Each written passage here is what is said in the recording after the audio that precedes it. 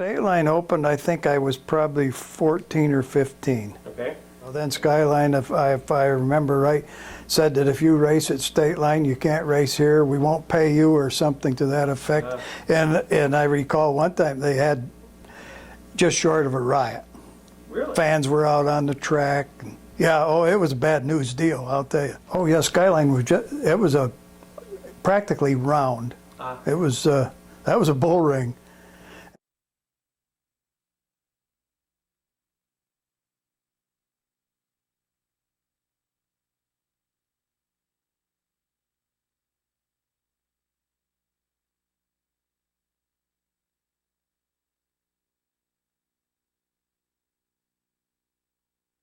And Stateline had straightaways. Okay. But you sat in the bleachers in Stateline, you could just barely see the top of the cars on the back stretch.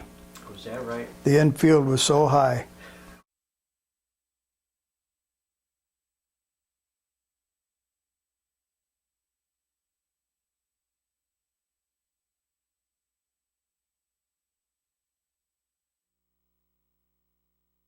When you hear the name Dean Layfield, at least when I was a young kid going there, he was sort of elevated above other folks. And I'm not sure why that was. He was a winner. Yeah. Yeah, he was a winner. Is there anything distinctive in his driving style that you... I don't know about his driving style, but his number was distinctive, 9/16. Yeah, right. He had exhaust that came out through the roof, if I remember right. On at least one car, if I remember. Oh, you know, I think everybody came to watch Bobby Snars and Squirt Johns. I really do. I mean, I don't think there was a person up there that didn't like either one of them. I mean, they were the stars. Mm-hmm. Say about Bobby Snars, I mean, he was the star. What made him so good, you sense? Won a lot of races. Yeah. And he was smooth. And he didn't show up every week like some do and did with the car all banged up. And I can remember he used to go to the Atlantic Station in Sugar Grove, if I've got this story right, and buy Firestone Supreme tires because they had kind of like an inner liner in them. And that's what he would run. I suppose Squirt Johns was one of my favorites. He was probably the favorite. You remember Jughead Pierce? Mm-hmm. Don't you love it when he smiles? You know, he's got something to say. Well, there's so many stories that I've heard about Jughead, you know, that I probably shouldn't repeat them because you'd like to know, some of them you'd like to think weren't true. Well, we've heard most of them, so go ahead. Like beer in the fire extinguisher. And I can recall one time the fire department in Sugar Grove had the concession stand in the pit. And in come Don. Oh, he was really upset. He'd lost his billfold. And he says, I just found it. He was brush hogging and it fell out of his pocket. It was out in the parking lot in about 1,010,000 pieces. Oh, yeah, that poor guy was sick. And Jim Scott, he was always rubbing against the wall. I think he had a sign on the back of his car, "Hello, Wall." Of course, Tom Dill, you know, he must have had a riot there. Still remember rolling that guy's car over, putting it up on top of the guardrails for him. Tell us about that. What was it? The guy wanted him to try the car out because it was pulling to the right or something. And he pulled to the right. He put it right up on the guardrails. I always went to the pits. Did you ever take a car and go out and... Oh, we were I had a twin brother. He died in '97. And we were in cahoots with Vance Shagla. He had an old 49 or 50 Ford, F-126. So you know where Bear ended up with his number to start with. I remember going around the track with that car one time, and boy, this thing's really going. Probably was doing 45, you know. Hit the turn, and I come so close to falling out of the seat. Well, gosh, you gotta have the seatbelt tight, I guess. I almost fell out of the seat. A little story about Bear Shagler. When he was racing spectator class, well, maybe it was a cadet even. He says, I was going faster than I ever went in my life. And he says, Dick Barton passed me twice in one lap. He used to take care of all the groceries for the pit stand, and 3 of us used to help set it up every Saturday. We'd go up at 4 o'clock and have our supper, and Don and Jerry'd come over and have hot dogs. What'd you think of their French fries? That's what I want to know. Oh, that's where I learned to put vinegar on my French fries. Me too. Me I too. know about those French fries. Those were real potatoes back then. When the fire department, Sugar Grove Fire Department, had a concession stand, Saturday mornings, there was a crew in the fire hall peeling potatoes, real potatoes. Yeah, vinegar on the French fries. The same people every week. You knew the same people that were there, and they sat in the same place. And don't sit in their seat. There might be trouble. I mean, Really? of course, we always had where we wanted to sit too. What made you go back to the track week after week after week, year after year after year? What was drawing you there, Ron? I think the excitement of the speed, the noise. Yeah. And of course you had, maybe, I guess, favorite drivers. I wouldn't say favorite driver, but favorite drivers. And yeah, it was the excitement.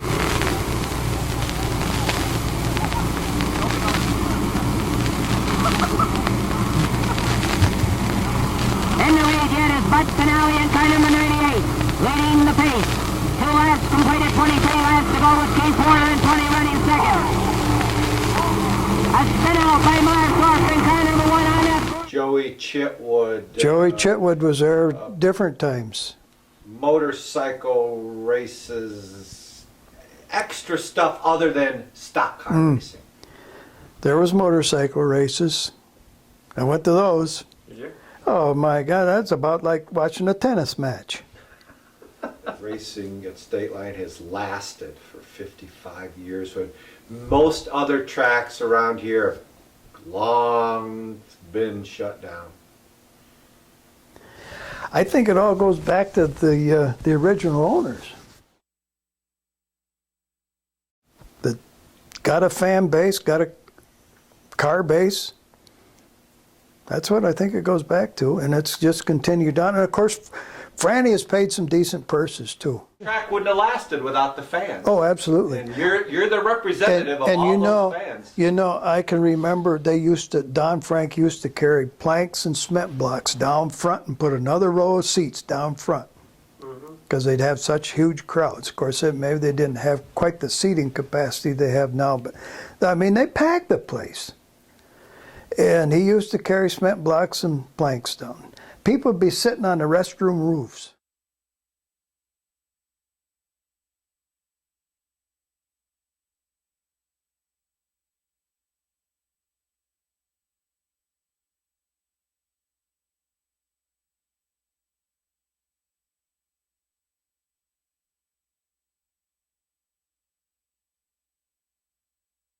It was a good time of my life. I'd do it again in a heartbeat.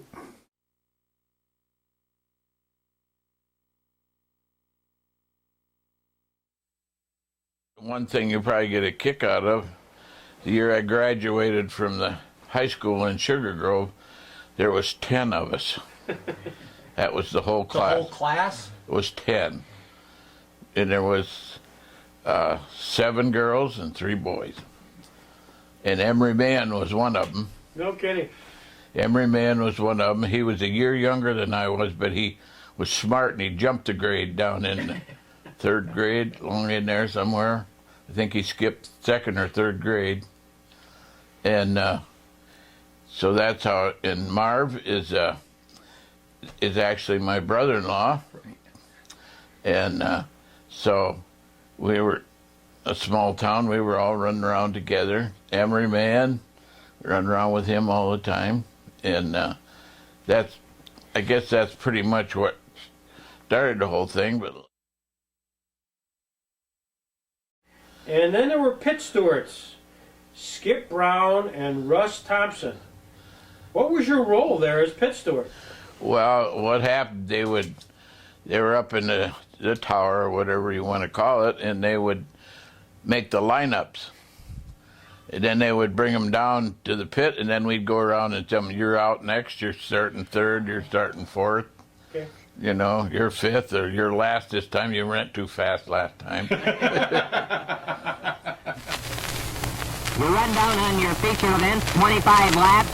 On the pole is car number 98, Bud Finale of Jamestown, New York, a 1957 Chevy. Off the pole, car number 20, Keith Warner of Titusville, PA, a 1956 Ford. Second on the pole, car number 20, or car number 40, rather. Herb Gustafson, I understand, is from Titusville, PA. Off the pole, it's car number 96, Leon Lindstrom in Northeast PA, a 1957 Ford. Third on the pole, car number 102, Bud Gardner of Warren, PA. Off the pole, car number 220, Chuck Piazza of Jamestown, New York, a 1956 Chevy. Next on the pole, car number 1, Marv Thorpe of Sugarville, PA. Was it a hobby just for you, or could you actually earn $1 or $2 on this project? Well, when it first started out, like Marv Thorpe and Leonard and I had car together. Right. And we didn't make any money, but we was having fun building them. And Right. I had the garage, and we'd get the stuff ready and that. And it was entertainment for us more than anything, because there was no money to really be made. And all we had to race with was junkyard parts. Right. And the only thing he ever got new maybe on it was a tire if somebody wanted to spend enough money. I remember, like, one friend of ours, Carl Johnson, that lived up in the country, he'd come down one day and he said, why don't you guys put some tires on it, maybe it'd go somewhere. And so we said, well, maybe if we had the money we would. He said, well, I'll buy you a couple of tires. So, you know, that's how everything had to operate then, you know. Yeah. After Marv drove your car, who was the next driver that you got? Johnny Whitehead. Johnny Whitehead? Yeah. I got to be a friend of Johnny Whitehead, and he was a character, I'll tell you. Mm-hmm. But he could drive, and he just had the knack for it, you know. And so I would talk to him and get him squared away a little bit, and he'd show up every time and everything and get the job done. So, and what I liked about him was he'd run the fence. You know, he'd run out wide, just stand right in it and run it wide. And nobody wanted to run out there because it's too close to the fence. And it cost me a few times because he'd get tangled up in it. But I mean, he run good most of the time. Did Plyler then take Johnny's job, or is that how it happened there? Yeah. Yeah. Yeah, and he drove that 39 and finished out the year. Plyler, because he was a steadfast guy, nice personality and everything, and so he was, the only thing with him, he was a neatnik. He wanted everything just, you know. And so when they came up to the house at one time, I said, would you like to drive my race car? And he went out, and his wife really didn't want him to, you know, because she said, I'm thinking you'd get hurt. Well, he said, well, come out here. So he took her out there, and he said, you see these roll bars? He said, look at them. How could you build anything more safe than that? You know, he kept explaining to her. And he said, it would be pretty hard for me to get hurt unless I do something dumb. and so he finally convinced her it was all right. Well, he started running pretty good.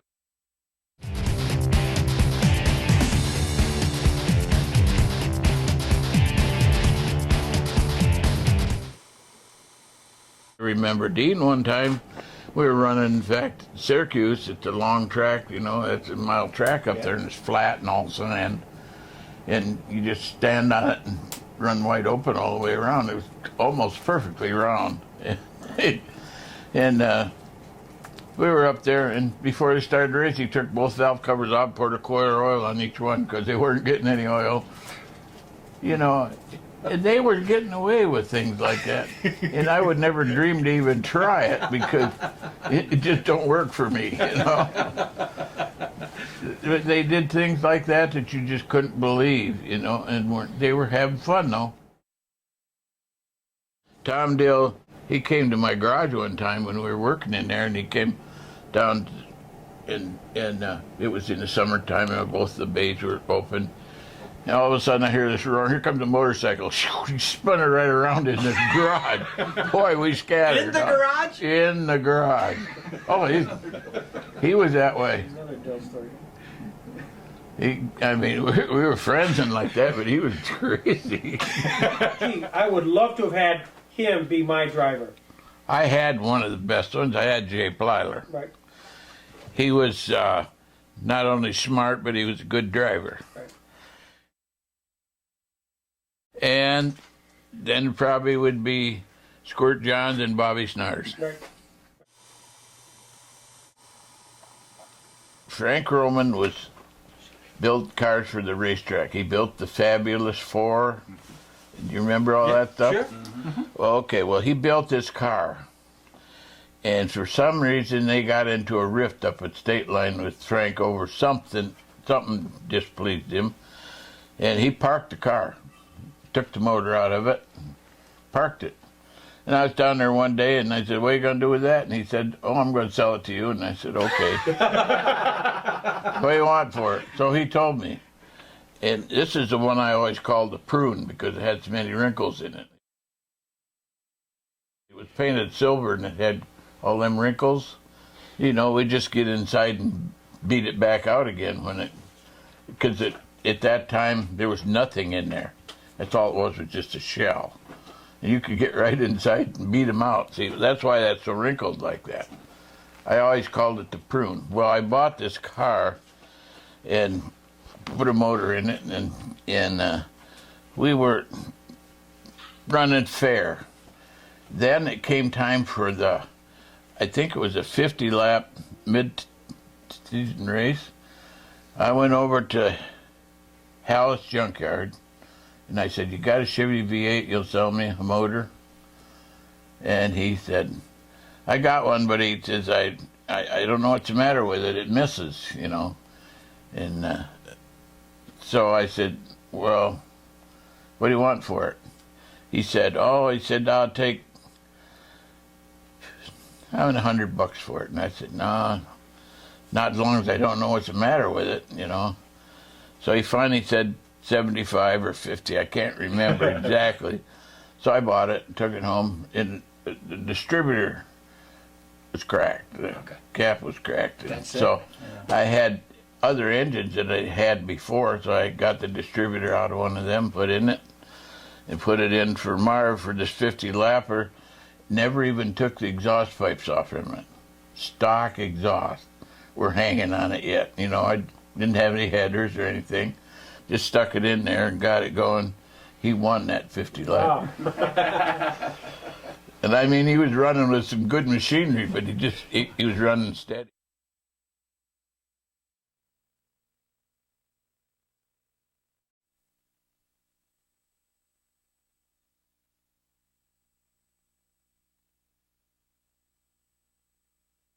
But we used to be up there every Saturday, and of course, used to hear Lloyd give us the great start. Well, good evening, ladies and gentlemen, and welcome to Stateline Speedway. We run down on your feature event, 25 laps. On the pole is car number 98, Bud Finale of Jamestown, New York, a 1957 Chevy. Next off the pole, car number 27L, Samy LaMancuso of Jamestown, New York, a 1957 Golden Hawk. Lloyd Williams announcing a feature race in 1959. That's what I heard Randy told me. Who had a Snars had this recording or Yep. something, am I hearing? Unbelievable. It was a I record. can't imagine where it come from. Well, I don't either, but he, obviously Schnars won, that's why he kept it. Oh, Schnars won most of them. He must have a lot of records. Good answer. Iowa wrestling car number 4 on the move. Here it is, the checker flag and the win. Harvey Stars. Part of a unique thing called a team race. That's how I wound up there. Yeah. Because I was racing it down to Jamestown Speedway. So one day, Harold Anderson or Harold Johnson stopped by the garage, one of the Twin Auto gang there, and they were running cars for Joe Sauner. So Harold stopped down and asked me if I would team up with Joe in this team race at Stateline. And I says I'd love to, because I had a pretty nice car at the time. It was a 51 Plymouth, I believe, and it ran really good. And he asked me to run with him, and I had to wind up winning that race because his car broke. How did it work? How'd the team work? Did you each had separate cars? We had separate cars. I had the old car. He had the new car. Right. He had like a 55 or 56 Ford, and I had this 50 or 51 Plymouth. And both cars could not be on the track at the same time. Only one of you could be out there at a time and to complete this 200 laps. And they said when they went through the tapes after, or the recording, however they did that, how they tracked that thing, that we were the only ones that never were both out there at the same time. So they disqualified everybody? I don't know what they... So anyway, Joe's going like a bat out of heck, and he's winning. He won quite a few races there too, Joe did. Right. Breaks a spindle. So all at once they're hollering, get out there with your car, you know. I had to finish most of that race with that old car, and we won it. No, I was the only one ever. Really? Yeah, So you won, you and Joe won, and you retired the trophy forever, so that was it. there's only one. That's the only one they ever did. It probably was too much work for them, probably. You know, I was going to bring that up at this because I didn't think anybody knew there was ever a Sunday race at Stateline. Yeah. That was the only one there was, and I did win that. So you're kind of a one. If they do something strange, you win. I'm it.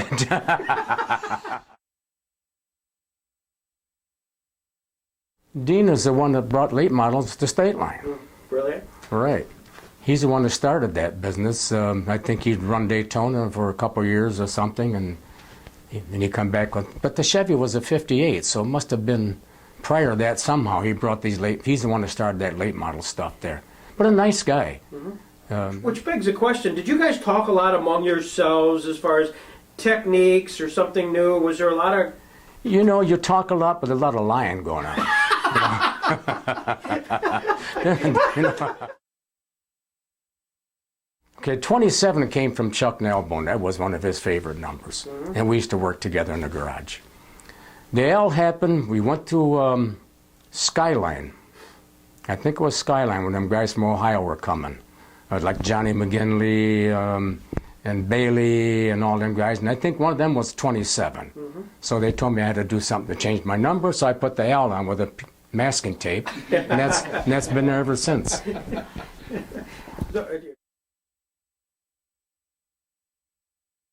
Was there anybody out there also that sort of was more aggressive than others? The guy who really would kind of bump you around no matter what? Tom Dill took me out of a few races, I tell you.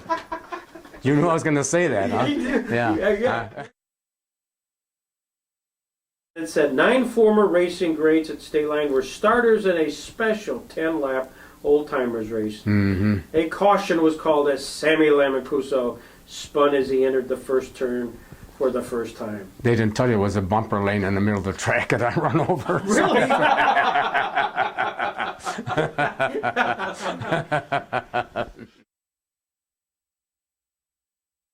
Tom Dill, laughing boy, everything was a big joke with him. One time when they built a new track in Warren, after the one behind the theater closed down, they built one on top of a freaking mountain somewhere, behind the hospital somewhere, I can remember going. We couldn't tow that car up that hill. A lot of the guys couldn't. We had to drive the cars up. No kidding. Oh, you said, but once you got up there, what a beautiful view. Whitehead, the old flying farmer. another guy that he was. He wouldn't take no crap from anybody either. I got that sense. Did you get that feeling from him? Yeah. That's you. Samy LaMancuso, they're the best. What a guy. I quit, I'm trying to think 73. And I don't remember why I quit. I was mad about something, and I'm not even sure why anymore. I probably do, but I'm not going to talk about it.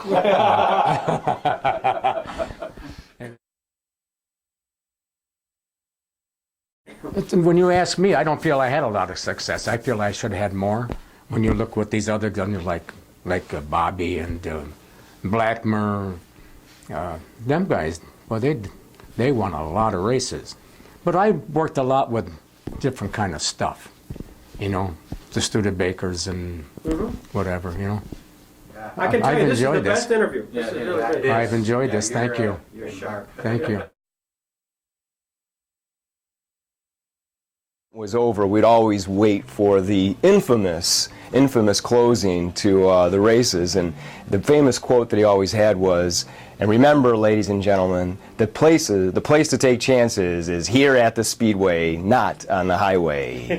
And he used to draw that out like that, and always, immediately following that, he'd put on this old, warped, scratchy 45, and it would be in the year 2525. By Zager and Zager and Evans, you know, and that song would come on, and we'd be walking to the pits to go stand next to the warm engine of 27L and get warmed up as little kids, and we'd hear that song, and we'd hear Lloyd up there laughing as we gave him a bunch of hell, leaving the grandstands as the LaMancuso pack moving away. But it was a lot of fun and great memories. My first number was 7/8. 7/8. Yeah, that's because Dean Layfield had 9/16, and I was You had to back be better. back in them days. You had your heroes out there and stuff. So Layfield, your hero?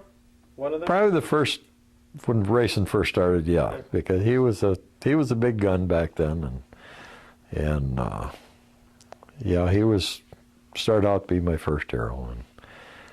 Well, then I went to number 1 because it was the easiest thing to paint on the car at number 1, so I went 11, and I didn't like 11, so then I went to 40 because Ronnie Blackmer was a good friend of mine, and he had 4, and Russ Thompson had a 39, so I figured 40 had to be the next best number. There you go.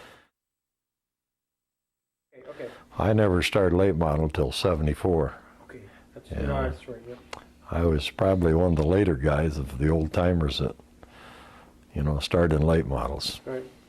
But, I got to the point there wasn't any place else to race. So Right. Who was your competition in that class during the 60s then?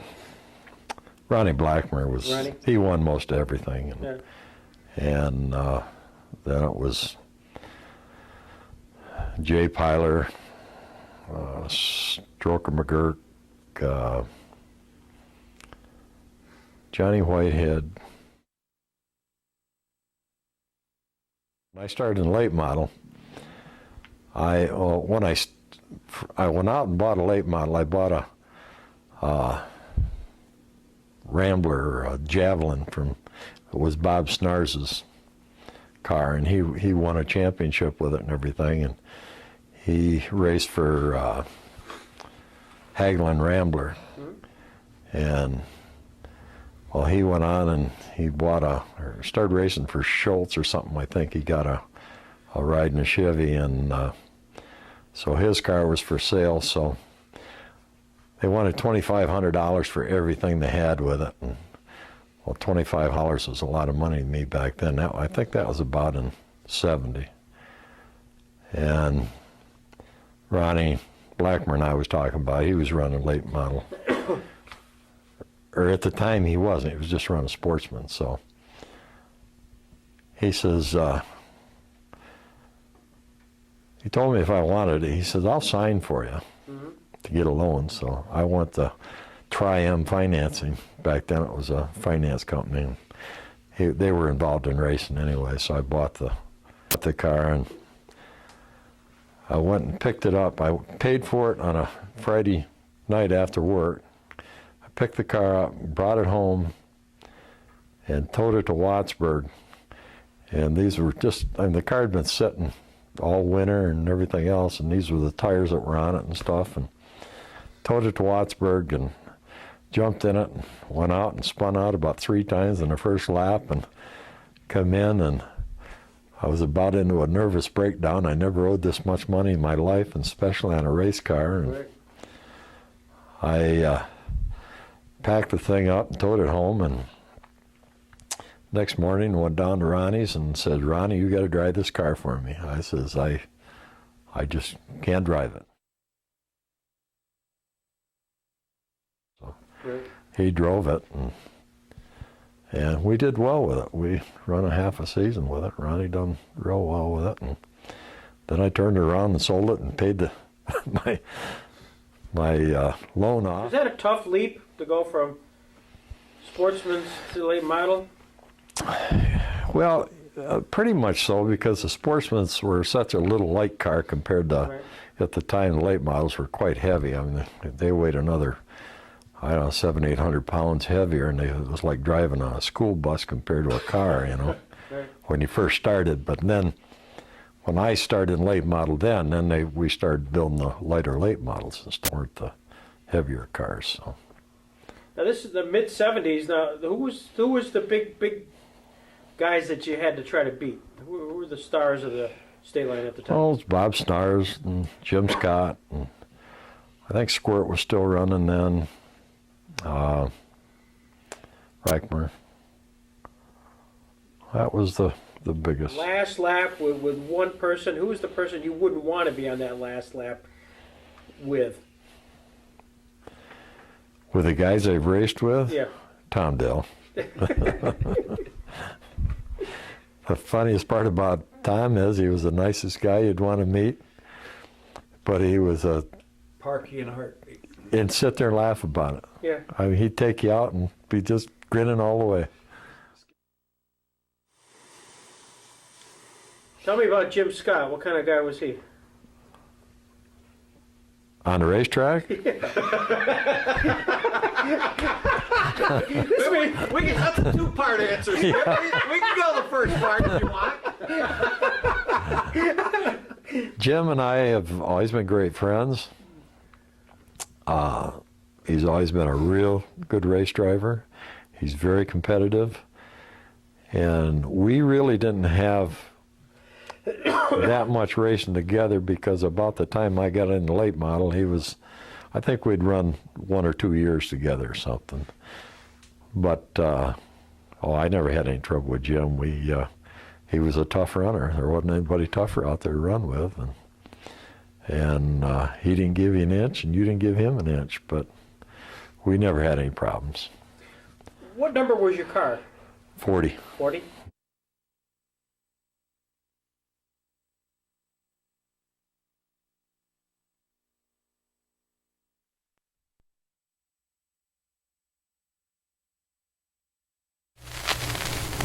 We run down on your feature event, 25 laps. On the pole is car number 98, Bud Finale of Jamestown, New York, a 1957 Chevy. Rundown of your points. In first place is 554 with 554 points is Hyle Russell. Second, Squirt Johns with 550. Stanley Lee. Stanley Lee. And obviously we know you as Squirt Johns. How did Squirt become Squirt?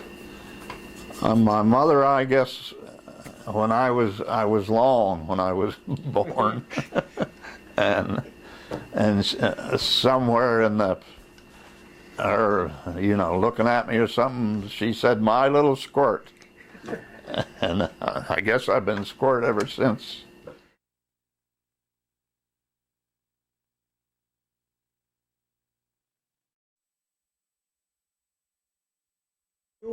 Something drew you from Skyline to Stateline. Your first time? Well, I could see. I think I seen it dying. Skyline. Yeah. And I think that's what it was. And maybe by then I'd heard about the purses were better over there. Maybe something like that. I'm sure money would have made a difference. You know.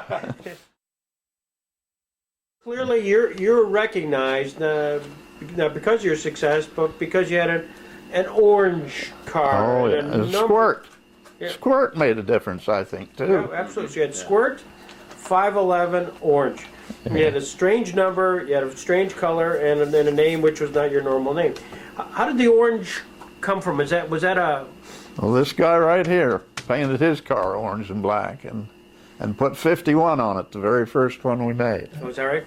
Yeah, this Wayne Buller's, and towed it to Butler, and that was a NASCAR track, and got there and there was a 51 there, Bunny Miller's car, and so we added the one, and that's how it became 511. Yeah, I always liked State Line. That you could get down, you could run the inside pretty good there. Or I could run the inside pretty good there. I'll tell you a good story about the inside at State Line. Chub Frank, you guys all know him. But when he was a boy about that high, he used to run, of course his dad was a track preparer, and he used to run around driving one of them old jalopy cars to run the track in. And they had the inside run in, his dad thought, and he kept motioning Chub up to go up above, and Chub would come around the next time and he'd be down the inside.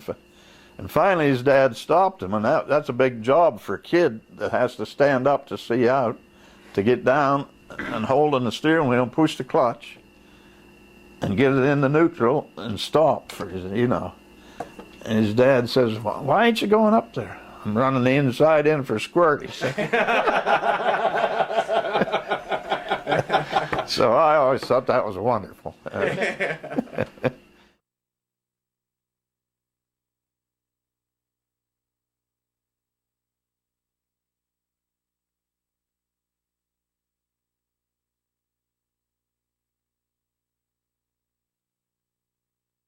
I always had the idea that, you know, when you put the back end out, you're using your horsepower to make the, you know, you're going north down the one straightaway and you're going to turn around and go south down the other straightaway. And when you put the back end way out and spin the back tires, you're using your horsepower to turn the car. I always figured to use as much of the tires, the side bite of the tires, to turn the car, and use the horsepower to get down the straightaway. Bradford Speedway and Stateline run a NASCAR show too, and Bradford, I went there and. You know, they had maybe 12 cars come to that track that were actual NASCAR regulars. There was Buck Baker, Junior Johnson, Lee Petty. But Buck Baker, he spun me out when we was out practicing. I'm sure on purpose to let me know who was in charge, you know. And he didn't do me no damage, but he spun me out. He evidently was good at this, because I don't believe I ever went around quicker than I did when Buck Baker spun me out. Tom Dill. Scared the living daylights out of me. But I used to dread going to Erie. Sunday nights was terrifying to me. I'm thinking about this all the way up to Erie. For me to do good, I got to get past Tom Dill. And Tom Dill, he could do things with the car, and it was, in the first place, he wasn't fixing it, so he wasn't as careful about, you know, he wasn't worried about when he hit something, and he was good. One other guy that terrified me, and that was Bud Fiersdorf. Oh, Bobby was Yeah, he was great. I always thought he was the smartest racer there ever was, because he run onto one kind of a chassis, and on any car he built himself, from then on it was the same car, and he stuck with that. I didn't run against Dean very much, but I thought he was a real racer, but I always thought he got a lot more credit than he deserved from where I stood. You know,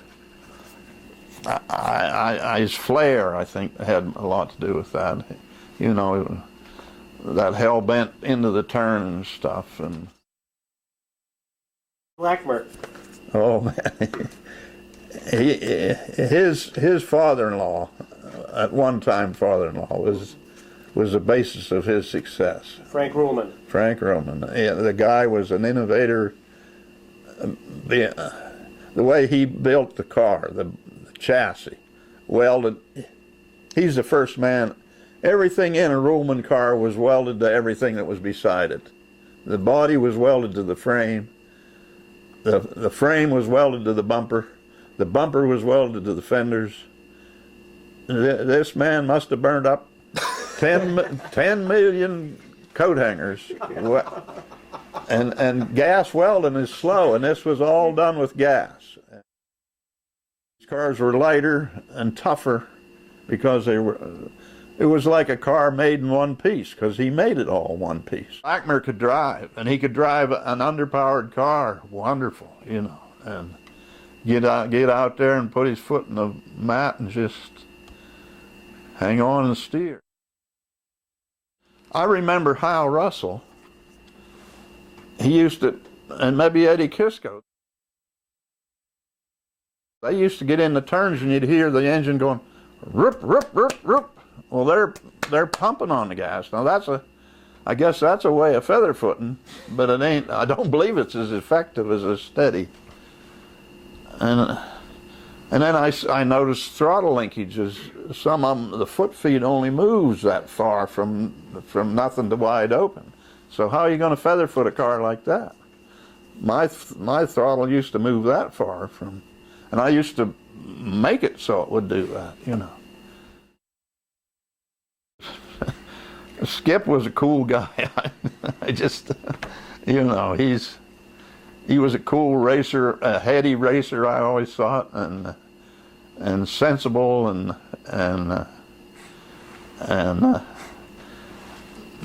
with me it was, he was not only cool that way, he was cool socially and all that stuff.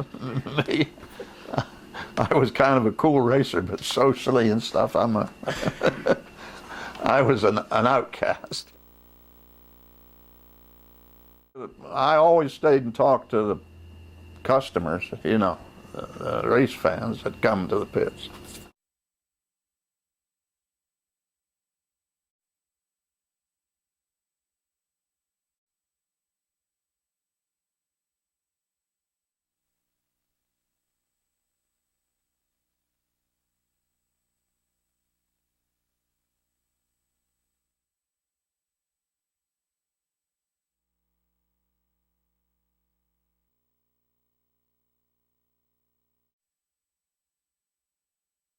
Oh, well, Jughead, he was a nice guy. Well, Jug's, some of his circle of Indian friends, one of them owned a car dealership in Onoville. And they had a 57 Chevy, wanted me to run theirs, and I said, sure. And I come in from running a heat, and it was a bear to drive and really hot in the cab. And there's one of them holding a orange pop, bottle of orange pop. I said, how about a swig of that? You know, I'm steaming and my mouth's full of dust and stuff. I take that thing and I tip it up to take a swig, and it's spiked.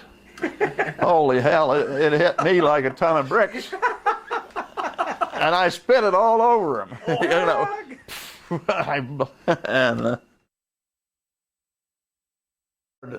when the feature was over, they'd let them little kids come out and stand between between the guard fence and the track, the main fence, the wheel fence, I guess you call it. And I guess one night they come out and started crawling in, and I said, sure, And it got to be a big thing. When I'd win, I think they only done it to me, but they would come out, and this car right here, I drove that into the pits when it was so covered with kids. I had to back up to get up over the little hump to get in the pits. It was dragging so heavy it would spin. That car had such a long trunk on it. Oh, there was a lot of room for us kids. Was you one of I them? rode on that car one night. Yep, you had a big long trunk. Yeah, well, I today yet every once in a while somebody remembers riding with me on that car. I thought it was great. Well, I'm changing a universal joint right up in a good friend of mine's pickup truck with an air punch, trying to save time, and the spall come off the end of the air punch, went right through the center of my eye, clear back into the retina. Oh gosh. And this would have been about when? probably 70, 71, around there. So you're still racing it? I mean, you're still racing at the time? Yeah. And he gave me a pill. He said it's a muscle relaxant. I took one at the bottom of boot jack, which is a hill you guys come up. All right. By the top of boot jack, I was pretty damn good. and I was supposed to take, I think it might have been 4 a day. I can't remember whether it was 3 or 4. But whenever I took the last one that I was supposed to take for that day, then I was drunk. And that was more than I needed. I discovered that. But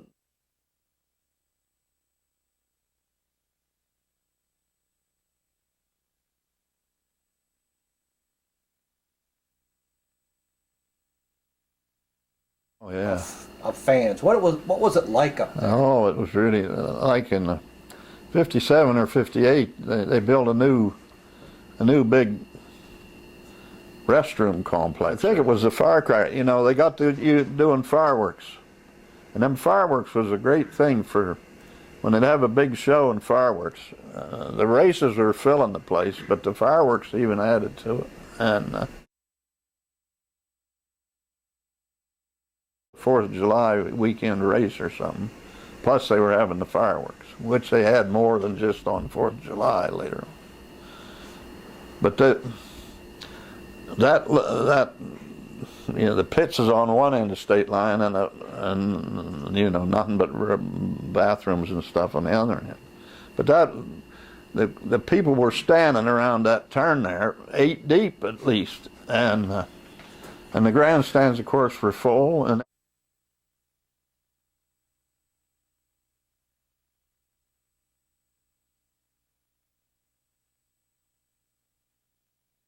standing clear up to the grandstands, and that's quite it's quite a ways around that bottom there. And anyhow, they stopped the feature in the middle of the race, and here people had got up on top of them bathrooms, and they got it so heavy the roof broke through. Oh gosh. Oh. And they stopped the race to get the ambulances down there and stuff to take care of the people. How booming it was, and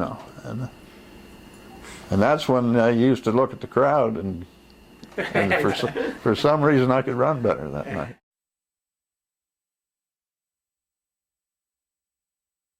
Laughing about Jim. Oh, he's a wonderful guy. He's got personality, and oh man, I think I could never get over it. I'm pretty sure Jim put a lot more into racing than he ever got out of it. and Right. and but what a you know, enjoy. I'm pretty sure nobody ever took more fun out of racing than Jim did either. To me, there was a lot of good people in this racing. They weren't all as smart as financially, maybe, or you know, it was all love of what they were doing that made them do it and stuff. And they weren't there. They were there enjoying themselves, no matter how hard they were working and stuff. And I got this theory about democracy and stuff, you know, about freedom. I'm a great believer in freedom, even an animal like mine. I don't like to ever leash it. I have to some now, but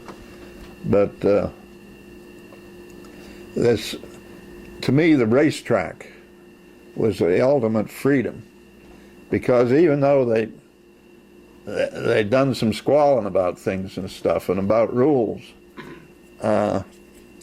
once you got on the track, I was never at a racetrack where anybody didn't get paid for the position they finished. I never seen anybody disqualified for hitting somebody or for dirty driving. You know, that all got settled among the participants, you know, in one way or another. Sometimes pretty obvious and sometimes. But and some of the wildest guys, if you just was civil to them and friendly, I had guys that I thought really were raucous about the way they run against other guys. Just being civil with them in the pits and stuff. Just make an effort to go talk to the guy, say hello, and I always thought I got treated wonderful by a bunch of them guys that I seen them hit other people just literally to pay them back or for the devilment of it, you know. And I never thought I got much of that. Just that 13 years or whatever it is. Yeah. Won 44 races just at Stateline. We aren't even talking about Erie yet.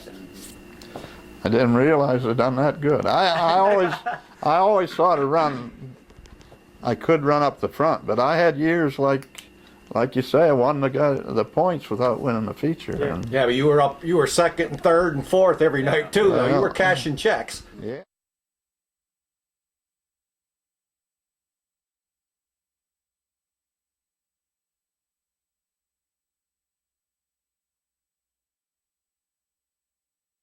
When did you first get involved with the pits? The following year. Did they explain what it is you had to do? No, you just figured it out.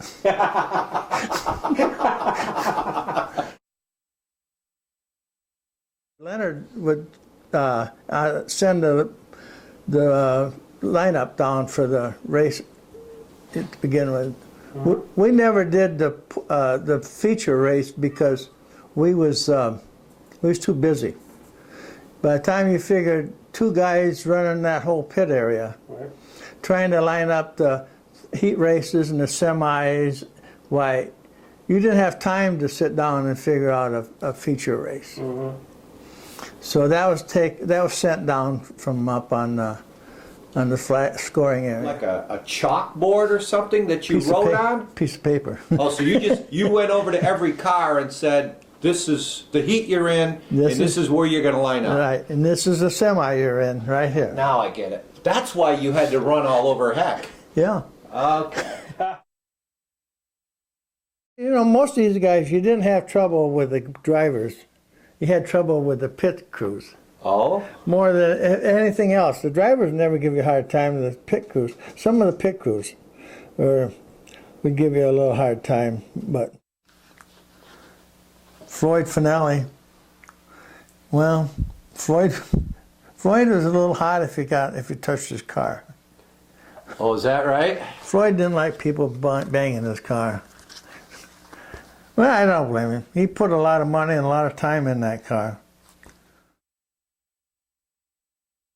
Yeah, Tom Dill, he'd get out there and run like hell. And his boss, he rode for Mobilia. Joe Mobilia. Joe Mobilia. And he was a pain in the butt. Why was that? What did he do that was He's a always problem? trying to stand in the middle of the track entranceway. And Leonard would say, well, we got so. He'd be halfway out on the track screaming.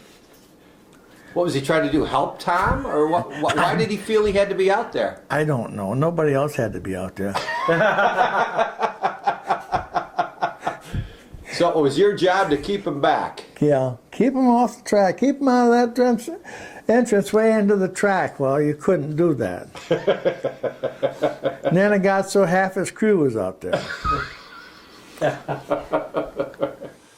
I used to say Squirt was a dirty driver, but Squirt, he'd worry you to death.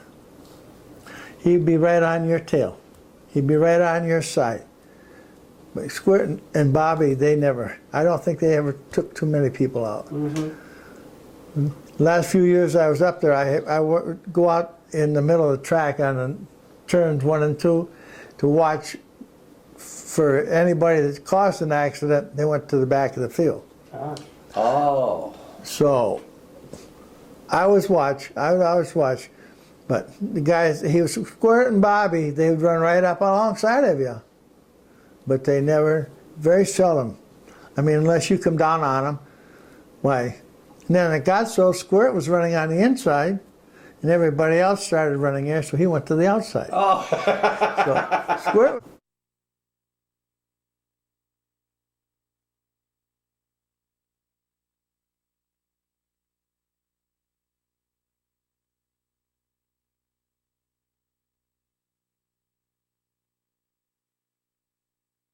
Squirt could run that Dodge of his out on the outside edge pretty good. Was he the best during your time period? Probably, yeah. Yeah. Him and Layfield and Stars was the best there was up there.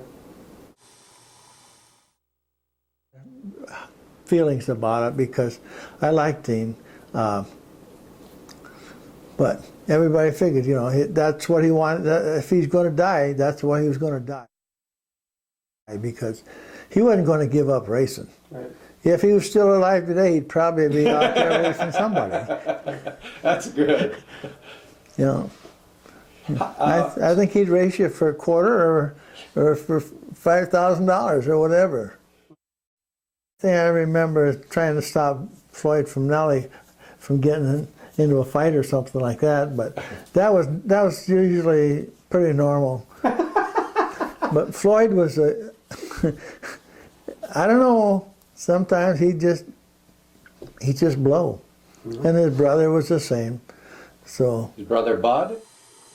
Bud, they're both good guys. They're both good guys, but just a short temper, that's all. How about the third brother, Laverne? Was he, Laverne, was he the same way? He was worse. He was a pain in the butt. He was worse than the other two? Well, you had to keep fighting him to keep him off the racetrack too, you know. And once in a while I'm going to do this or I'm going to do that. And he'd maybe kind of shake his little fist at you once in a while, but... Was he the toughest? No. I mean... I think Bud was probably. Yeah. Chuck's still alive? Yeah. Yeah, nobody killed him yet. What do you mean by that? Well, I don't know. He was a wild man on the track. Was he? Yeah. What was it? Somebody had, I think it was Red or somebody, went over to his car one time and there was this supposed to be a fire extinguisher there and there was a can of beer in there instead of a fire extinguisher. You're kidding me. Oh, no. He really was interested in is 1958 when they brought that NASCAR up here. What do you remember about that race? Well, they had 10 cars, I think, that night. And 10 NASCAR cars? 10 NASCAR. That's it? Yep. I got the lineup, I think, in that magazine book I got in there. And Petty there, old man Petty. Yeah. come over and he says, well, do you have any local drivers? I said, yeah, but I said, their cars are not legal to run with you guys. He says, we need cars. He told Red and I, he said, we need cars. And he says, and I don't care what they are. He says, can you get them? Well, John Seeley was in the stands, and Paul Wilson was in the stands, and a few of the others. And Marv had one, and they was all in the stands, so we went up and started talking to them. And we got them to go get their cars. And the steward for the NASCAR, he said, well, it has to be inspected. And Petty says, no, they don't. And he said, well, it has to join NASCAR. He says, no, they don't. So Petty was pretty much the boss, huh? Yeah. Well, they had about 10 cars. There. Shorty Rollins won the race. Okay. And yeah, that was, oh my goodness. Why do you suppose there were only 10 cars that showed up? Well, they had one in Bradford a week before, or night before, or week before, and they didn't have many down there. Squirt come up with a car, a strictly stock car, and if he'd had his regular front end underneath the car, he'd have won the race. The one at Stateline? Yeah. Really? Yeah. He was leading it for a while there, but he could really run Stateline. He could really run that track. He could set a car up for that track.